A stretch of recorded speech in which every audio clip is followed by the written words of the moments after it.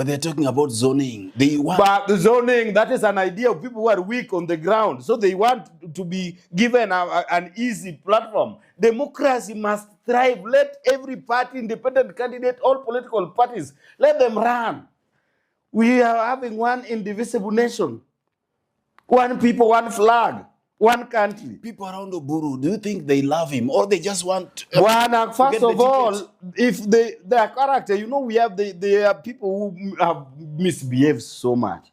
If they want to misbehave with this elder son, Oburu is going against Raila's vision. Oburu alianza kwenda against Raila's vision kabla Raila hajazikwa. Nyinyi mkipima huyo mzee anawezana na hasla kweli mkipima?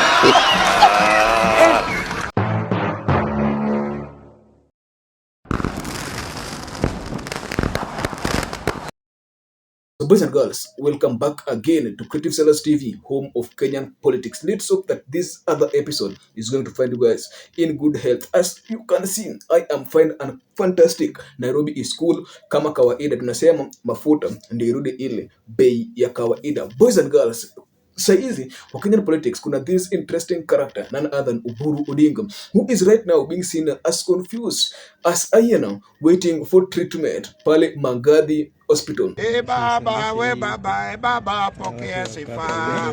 Mpaka niime kwa sababu Mungu anatenda na tunaona. Mr. Speaker, bwana, mambo imeharibika.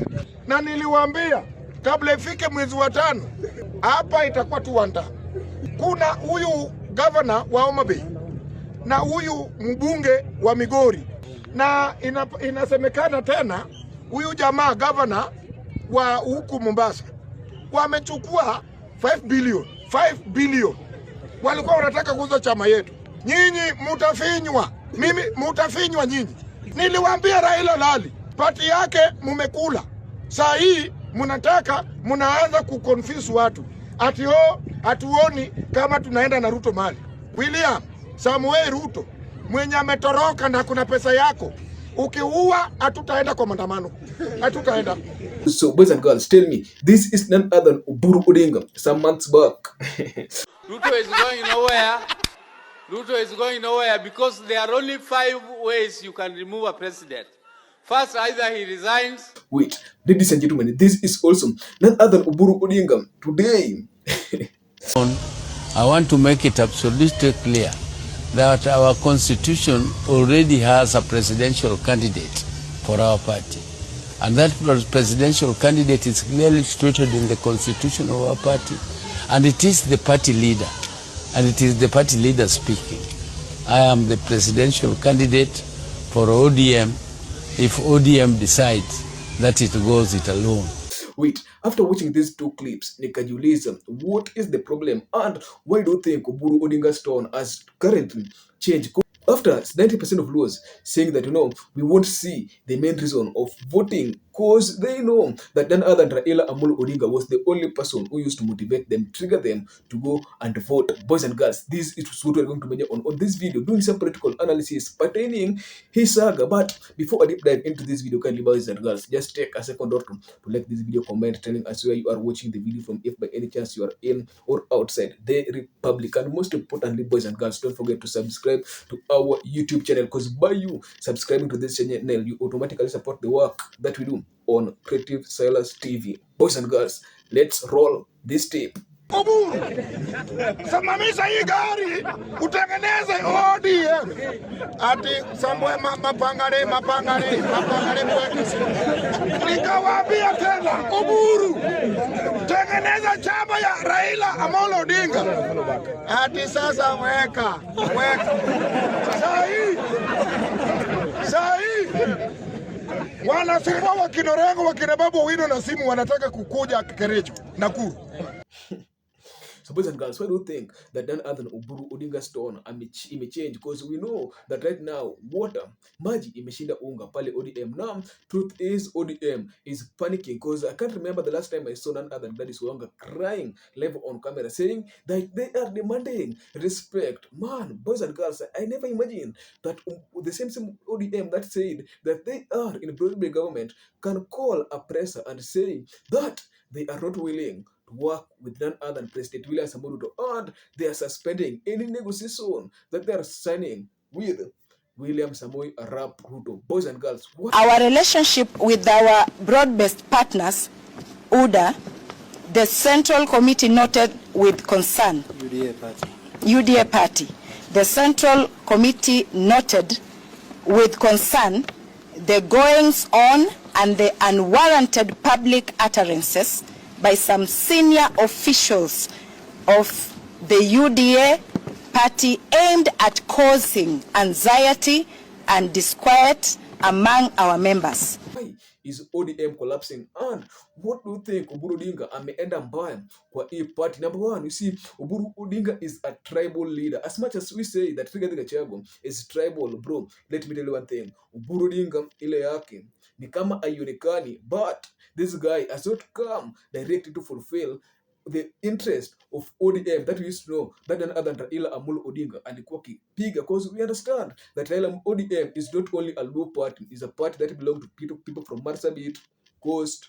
Man, ODM haikuwa party ya Wajaluo peke yake. And what does Oburu Odinga do? Oburu Odinga, yeye, as he's going to negotiate, he always tend to only think of the Luos, which means that according to him, he thought is what is on his mind at the moment is becoming the Luo kingpin, the same thing that another than Rigathi Gachagua is doing in Mount Kenya region. Boys and girls, He has forgotten that he's a party leader of a party that has enjoyed national blessings.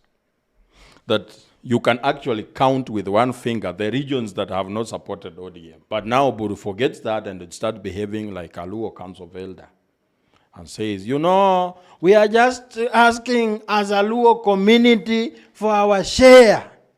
What about an ODM member who comes from Kilifi, who has died with ODM? He has forgotten that this is a national party. There is a person in Marsabit who has ODM in their heart. Now wanasikia party leader ODM anasema, we are just here as Luos. What are you saying? So how do you say? You are making it sound so bad. It is that bad. You turn ODM into a Luo party, it dies a natural death faster than being killed by snake poison. Explaining why Oburu Odinga is tribal leader. Wait, not my words. Those were just words of none other than Joaquim Simiyu. Because me nasemaga, what Simiyu says, man, you kitu ni attend, because the guy is never biased if it's come to his political analysis. Secondly, Oburu Odinga openly endorsed none other than William Samoei Ruto early, and he said that William Samoei Ruto akuna mahali anaenda, that the only ways of removing the president by 2 means yenye alisema ilikuwa ni ballot, impeachment na all those stuff, sindio? And this is the funny thing, he endorsed William Samoei Ruto prematurely. Which means that after this man endorsing none other President William Samoei Ruto, it's now Luos, being that Raila Amolo Odinga's broad-based government, being that Raila Amolo Odinga went to that broad-based government before 90% of his funds agreed with him. Because I can remember when none other than Raila Amolo Odinga was entering this coalition with the president, bro, 90% of his supporters never agreed with none other than Raila Amolo Odinga, and maybe they opted that huyu jamaa anafaa kutoka huku afanye kazi yake ya kukua in opposition, because they viewed as if Raila Amolo Odinga has betrayed them. Wait, not my words. These are the words. Wait, not my words. I just want to roll this tape.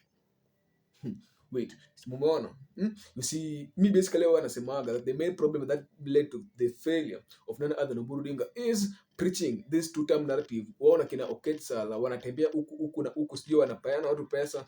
Man, that is not politics. That is voter bribery. Man, nasa easy kumechemuka. The third reason why I feel that Oburu Odinga has the hard time, and the main thing why I'm feeling that these people are seriously crippling at the moment and struggling, is this term that they came with called zoning. Boys and girls, I can't remember the last time that I heard none other than Raila Amolo Odinga saying that ODM is weak. So in places where ODM had a strong fanaticism base, man, speaking of Coast, speaking of Nyanza, speaking of western part of Kenya and northeastern, man, these places, the fanaticism base that none other than Raila Amolo Odinga alikuwa nayo hizo ma area, man, was at end. And that's the thing, after the death of none other than Raila Amolo Odinga, 1 month ago, I don't know if it was 3 months, panic erupted in ODM after these ODM leaders felt as if ground imechache. Now they thought that by consolidating and saying that UDA should not push their candidates in their areas, man, they will help will help them a lot, boys and girls. Hapo I was saying walishikia handball mbaya.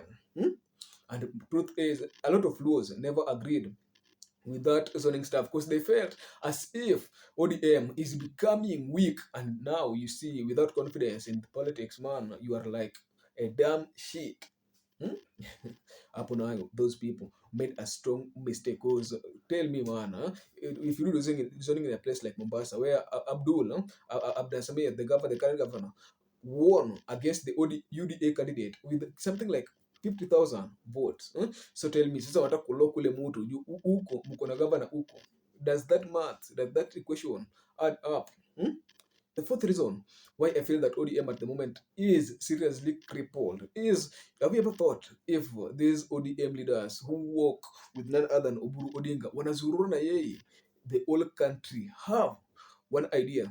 Have you ever thought if these people have none other than Oburu Odinga? Because me basically I always feel that these people don't love Oburu Odinga. Because tell me, if you know very well that this old man alikuwa amezeeka, man, wangemwacha pumziki ama baki mtu wa kupeana wisdom kwa party. Me basically I thought that when Raila Amolo Odinga died immediately, putting Oburu Odinga as the acting party leader was a 10.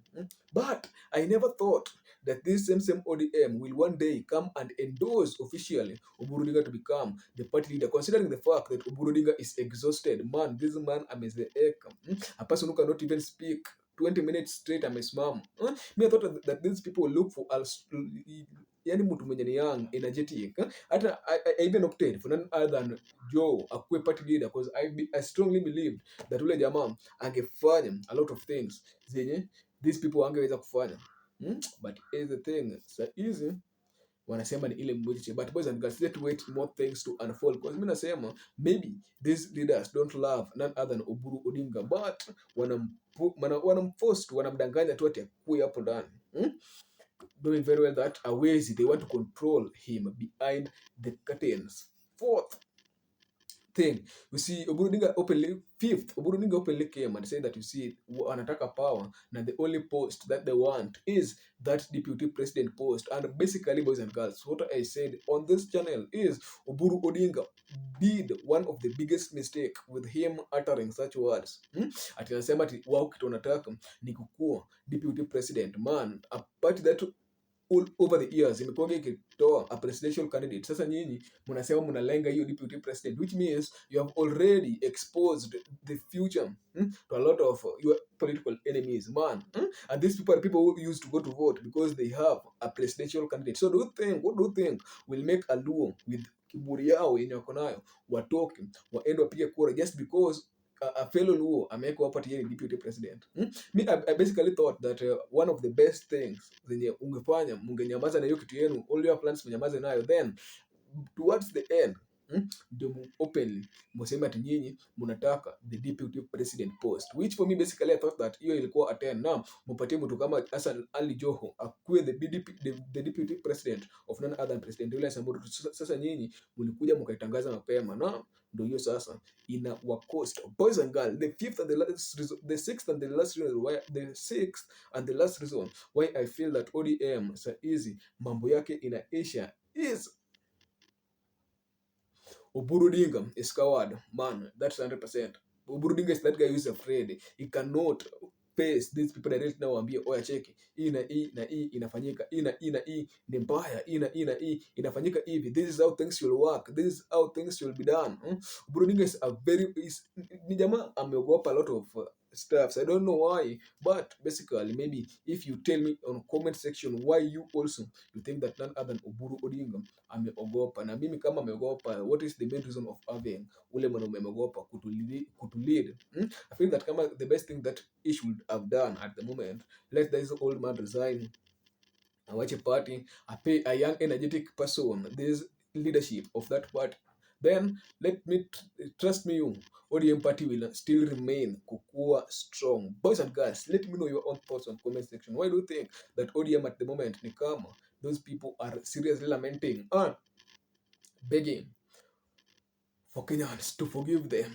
Man, in mbaya. At last, I was your host Silas. Till next video, bye bye.